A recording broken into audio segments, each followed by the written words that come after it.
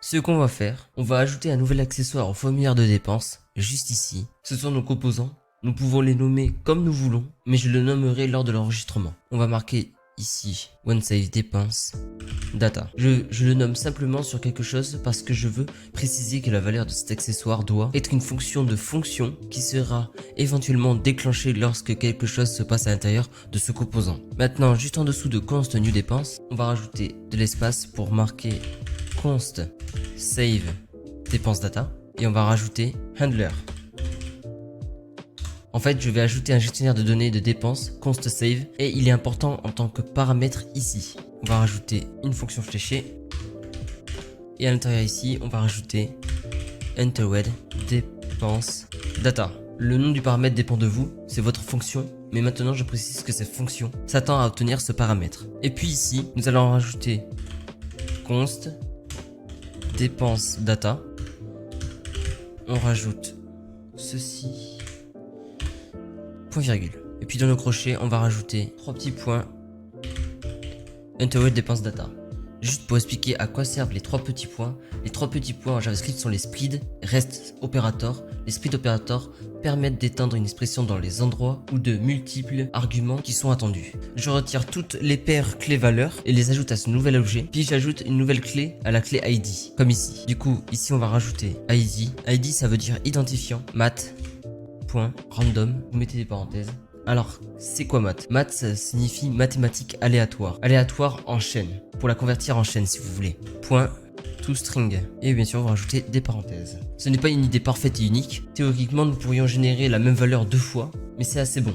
Et puis, nous pouvons voir ce que nous en faisons par la suite. Mais pour le moment, je vais juste verrouiller ces données de dépenses enrichies. Du coup, ici, vous rajoutez dépenses data. Et on va rajouter juste en bas une petite chose, c'est dans dépenses form. Juste ici, on a rajouté notre OneSave dépenses data. On va mettre un petit égal entre crochets. Et à l'intérieur de ces crochets, vous mettez le save. Seulement, vous enlevez le one, save, dépenses, data, handler. Alors par contre, vous enlevez le one comme ceci. Et vous mettez un petit s minuscule. Et vous mettez un S minuscule. Donc cette décision de save dépense est restée un accessoire dans mon composant personnalisé. Il reçoit cette fonction en tant que valeur. Maintenant, nous allons aller dans dépenses form. On va aller sur console dépenses data. Et ce qu'on va faire, on va le supprimer. Vous allez voir pourquoi. Parce qu'à la place des accessoires, au lieu de soumettre handler et au lieu de consigner mes données de dépenses, j'accéderai aux accessoires pour enregistrer les données de dépenses et les exécuter ici. Du coup, ici, vous rajoutez props.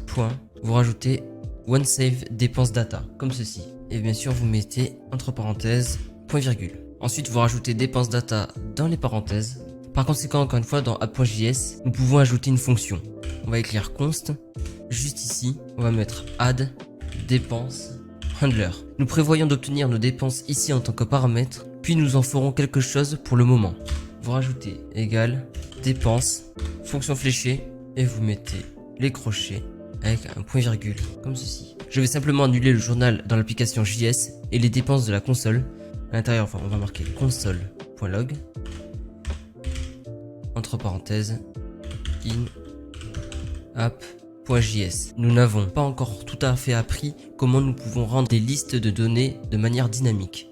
On va rajouter encore console.log entre parenthèses dépenses, point virgule. Nous pourrions donc nommer cet accessoire ici sur les dépenses publicitaires. Encore une fois, le nom dépend de vous, c'est votre composant. Mais encore une fois, je suivrai cette convention en commençant par on pour préciser que c'est un pointeur de fonction. Du coup, ici, vous mettez on, comme tout à l'heure, add dépenses, entre crochets, add dépenses handler, comme ceci. Et bien sûr, on va rajouter ça et ça, pour pas qu'il y ait de faute. On va retourner dans new dépenses et ici, on va rajouter props. Comme ça, au lieu de nouvelles dépenses, nous pouvons maintenant les appeler. Nous pouvons également accepter les arguments ici. Maintenant, ici, ce qu'on avait rajouté tout à l'heure, console dépenses data, on va l'enlever et on va rajouter props.one add dépenses. En fait, c'est ce qu'on a mis, si vous avez suivi, dans le app.js. On va l'appeler juste ici. Et bien sûr, ici, nous voulons utiliser le nom que nous avons choisi ici dans les composants de l'application. Nous appelons la fonction passée comme valeur, pour cela sur la dépense props. Ensuite, juste ici, À l'intérieur des parenthèses, on va mettre dépenses data. J'appelle cela ici et il transmettra en fait ici mes données de dépenses. Et si vous allez sur votre site web et que vous essayez de rajouter un produit, vous verrez que dans votre console, la nouvelle dépense s'enregistrera. Mais pour le moment, je voulais me concentrer sur ce problème de gestion des états et des événements et pouvoir transmettre des données en un élément crucial. Voici comment cela fonctionne. On se retrouve pour le prochain cours.